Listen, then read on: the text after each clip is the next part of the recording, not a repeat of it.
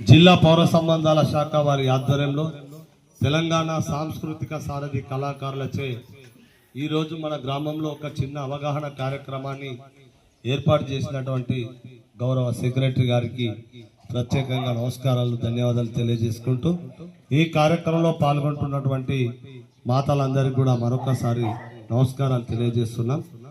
ఈరోజు కార్యక్రమం ఏంటంటే, ఎక్కువగా మనము అందరం కూడా ఇప్పుడు మారుతున్న కాలం ప్రకారం వాతావరణంలో చాలా వరకు మార్పులు వస్తున్నాయి. ఎప్పుడు వర్షాలు పడుతున్నాయో, ఎప్పుడు ఎండలు కొడుతున్నాయో, ఎప్పుడు చలి పెడుతుందో అర్థం కాని పరిస్థితి ఉన్నది. ఇప్పుడు ఈ టైంలో మనకు వెనకట పెద్దలు అనేటోళ్ళు ఎప్పుడైతే పెత్రమాస వస్తుందో పెసరిగింజంత చలి పెడతా అని చెప్పారు. ఇప్పుడు ఈ టైంలో మంచి చలి ఉంటుండే వాతావరణం, కానీ అప్పుడే వర్షాలు పడుతున్నాయి, అప్పుడే ఎండలు కొడుతున్నాయి, మరి అప్పుడే మబ్బులు వస్తున్నాయి, అప్పుడే ఉడకపోతుంది. ఇట్లా వాతావరణంలో గల మార్పుల వల్ల మనం కూడా కొంత మేర ఆరోగ్యంగా ఇబ్బందులు పడుతున్నాం. ఈ వాతావరణం మార్పుల వల్ల కూడా మనము తీసుకునే ఆహారంలో కూడా కొద్దిగా ఇబ్బందులు ఎదురవుతున్నాయి. నీళ్లు తాగుతున్నాం, మనం నీళ్లు తాగితే ఆ నీళ్ళల్లో మార్పు వల్ల కూడా మనకు ఆరోగ్యం ఖరాబ్ అవుతున్నది. ఎప్పుడైతే ఇట్లా వాతావరణంలో మార్పు వచ్చినప్పుడు మనం నీళ్లను వేడి చేసుకొని చల్లార్చుకొని తాగాలి. అంతేకాకుండా ఇప్పుడు మనకు ముఖ్యంగా జ్వరాలు, విష జ్వరాలు అనేవి ఎక్కువగా వస్తున్నాయి. ఎందుకు వస్తున్నాయి అంటే, ఇప్పుడు ఈ వాతావరణం మారడంతో పాటు ఈ వర్షాకాలం ఈగలు, దోమలు అనేవి ఎక్కువగా ఉంటాయి కనుక ఎక్కడైతే ఈగలు, దోమలు ఎక్కువగా ఉంటాయో, ఎక్కడైతే అశుభ్రంగా ఉంటుందో అక్కడనే ఈగలు, దోమలు అనేవి ఉంటాయి. వీటి వల్లనే మనకు ఎక్కువగా ఈ విష జ్వరాలు అనగా డెంగ్యూ, మలేరియా, టైఫాయిడ్ లాంటి జ్వరాలు వస్తాయి. అలాగే ఈగల వల్ల మనకు ఏంటంటే వాంతులు, విరోచనాలు అవుతాయి.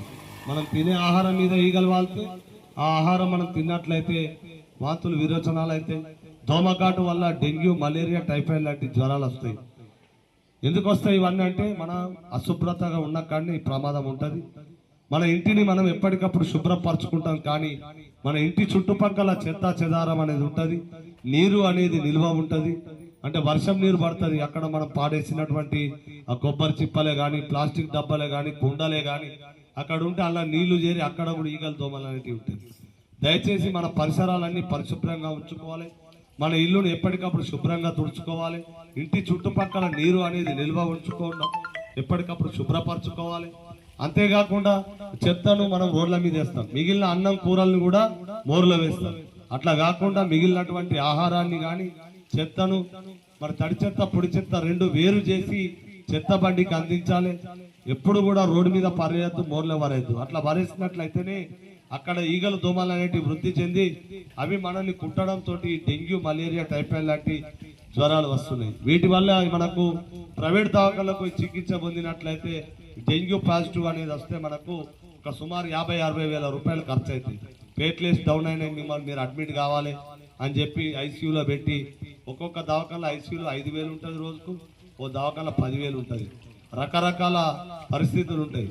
అందుకని దయచేసి మన మధ్యతరగతి జీవితాలు, మన మిడిల్ క్లాస్ ఫ్యామిలీస్ కనుక మనము ఎప్పటికప్పుడు పరిశుభ్రతను ఉంచుకున్నట్లయితే ఈగలు, దోమలు అనేటివి మన దగ్గరికి రావు కనుక ఇలాంటి వ్యాధులు కూడా మనకు సోకాయి కనుక దీని పట్ల మరి అందరూ అప్రమత్తంగా ఉండాలని మీకు తెలియజెప్పడం కొరకే రావడం జరిగింది.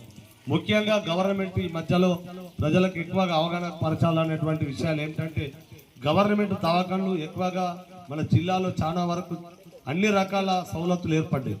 మనకు ఎలాంటి వ్యాధులు వచ్చినా కూడా గవర్నమెంట్ దవాఖానలలో చికిత్స పొందుకునే అవకాశం ఉన్నది. అందుకు ఎండీలు ఉన్నారు, గైనకాలజిస్ట్ ఉన్నారు, డెంటలిస్ట్ ఉన్నారు, ఐ అంటే కళ్ళ డాక్టర్లు ఉన్నారు, గుండె డాక్టర్లు ఉన్నారు, నరాల డాక్టర్లు ఉన్నారు. మన బిడ్డ, ఆడబిడ్డ దమన ప్రెగ్నెన్సీ అయితే కూడా వాళ్ళ కొరకు మాతా శిశు ఉంది. ఇట్లా ఎన్నో సౌకర్యాలను గవర్నమెంట్ మన కొరకు ఏర్పాటు చేసింది. కానీ ఇవన్నిటి మనం లెక్క చేయకుండా ప్రైవేట్ దవాఖానలకు పోయి చికిత్స పొందుకుంటూ 50,000, 60,000 ఖర్చు పెడుతున్నాం. మన ఆడబిడ్డను ఇలా ఒక ప్రైవేట్ దవాఖానలో డెలివరీకి పట్టకపోతే ఆపరేషన్ చేస్తారు. ఆపరేషన్ చేస్తే కూడా ఆరోగ్యరీత్యా ఇబ్బంది అవుతుంది. అదే నార్మల్ డెలివరీ అయితే వాళ్ళు మంచిగా ఉంటారు. హాస్పిటల్లో ఇప్పుడు డెలివరీ చేస్తే కూడా 1,00,000 రూపాయలు ఛార్జ్ చేస్తారు ప్రైవేట్ దవాఖానలలో. అట్లాంటి పరిస్థితి ఉన్నది. అదే గవర్నమెంట్ దవాఖానలలో రూపాయి ఖర్చు లేకుండా వైద్యం చేస్తారు, వాళ్ళే తోలుకొస్తారు, మన ఇంటికాడ ఇడిచి పెడతారు.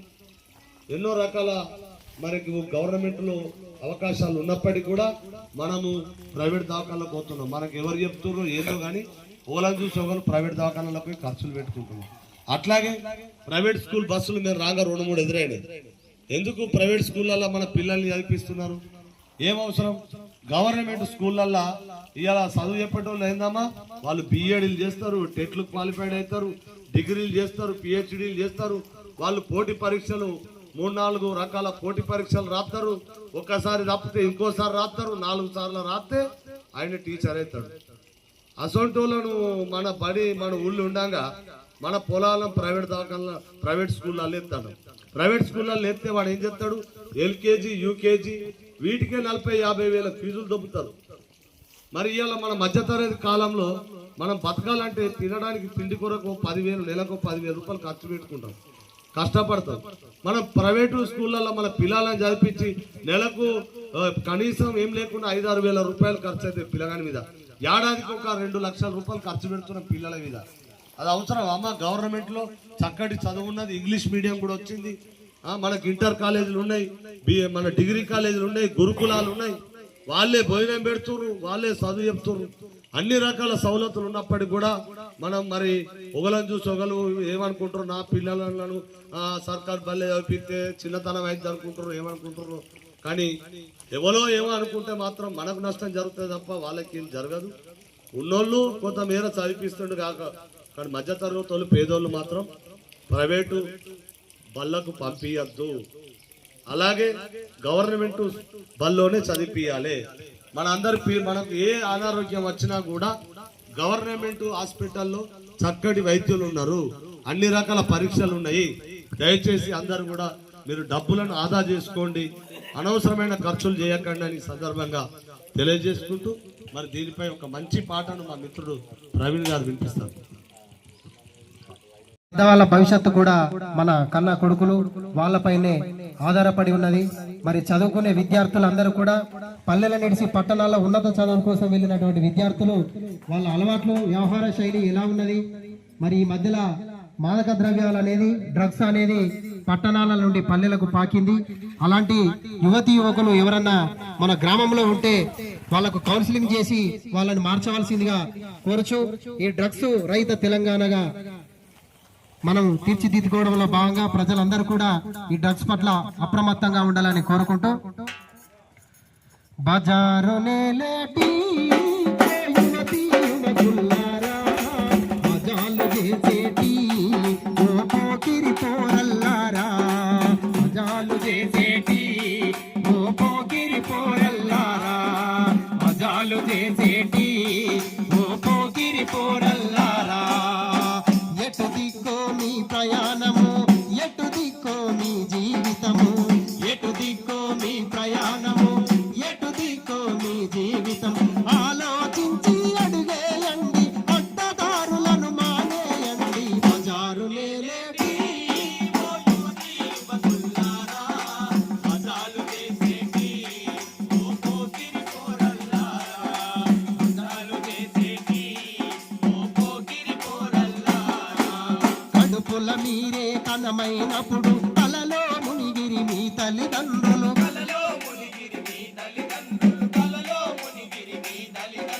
తప్పటడుగులను వేసేటప్పుడే గొప్ప అడుగులని మురిసిపోయి,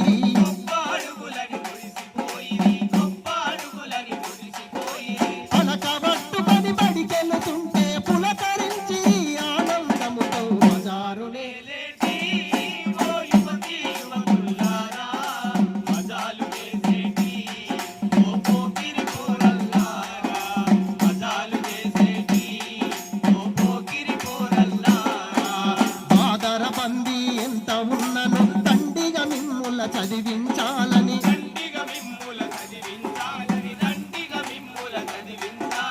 ఎన్ని తీర్లుగా డ్రెస్సులు వస్తే అన్ని తీర్లుగా కొని తొడిగిస్తిమి,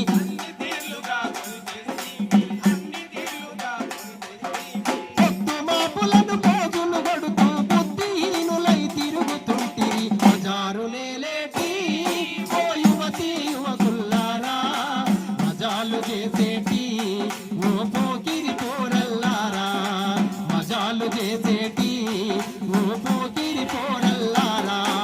ఫీజు పైసలు కట్టాలంటే పుస్తకాలను కొనాలంటేను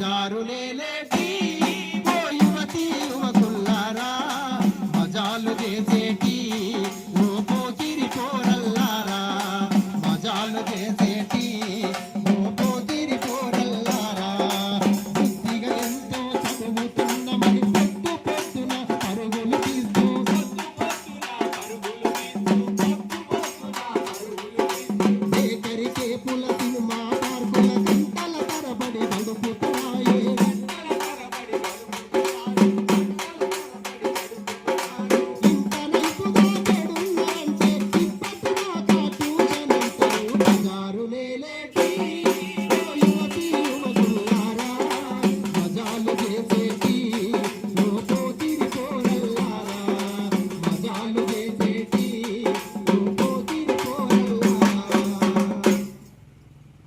ధన్యవాదాలు మా ప్రవీణ్ గారికి.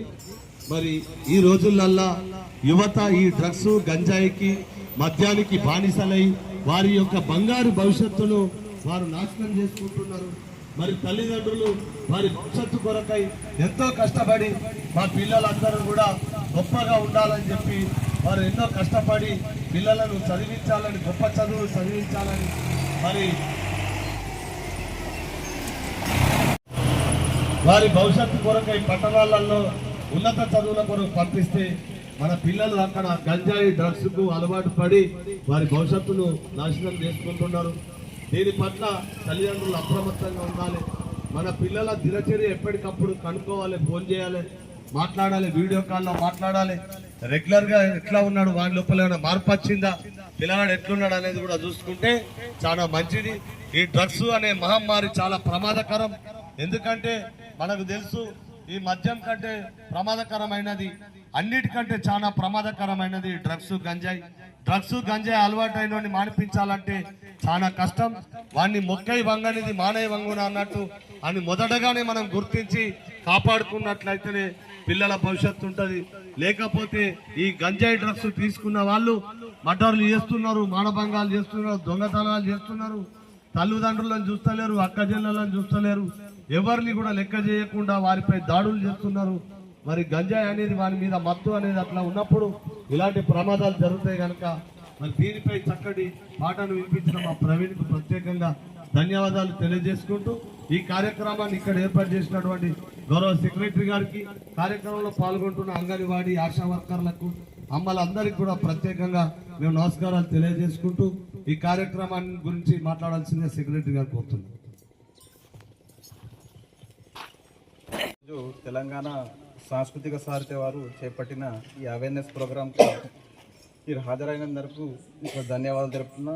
ఇలాంటి మరెన్నో కార్యక్రమాలు అవగాహన చేసి విలేజ్లో అవేర్నెస్ చేయించాలని ఈ సందర్భంగా మీ అందరికీ తెలియజేస్తున్నాం. ఇంతటి కార్యక్రమాన్ని చేపట్టినందుకు మీరు అందరికీ ధన్యవాదాలు. ధన్యవాదాలు సెక్రటరీ గారు, మంచి కార్యక్రమాన్ని ఇక్కడ ఏర్పాటు చేశారు.